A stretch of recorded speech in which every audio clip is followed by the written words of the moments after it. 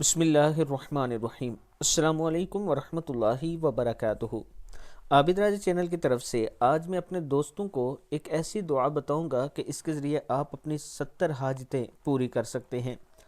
رسول اللہ صلی اللہ علیہ وآلہ وسلم نے فرمایا کہ حق تعالیٰ کا فرمان ہے کہ جو شخص ہر نماز کے بعد سورہ فاتحہ اور آیت الکرسی اور سورہ آل عمران کی 2 آیات، سورہ فاتحہ الحمدللہ رب العالمین والی جو صورت ہے جو نماز میں پڑھتے ہیں، اور آیت الکرسی اللہ لا الہ، اور سورہ آل عمران کی جو آیات ہیں وہ یہ ہیں: بسم اللہ الرحمن الرحیم، شہید اللہ انہ لا الہ الا هو والملائکۃ واولو العلم قائما بالقسط لا الہ الا هو العزیز الحکیم، تولج اللیل فی النہار وتولج النہار فی اللیل وتخرج الحی من المیت وتخرج المیت من الحی وترزق من تشاء بغیر حساب۔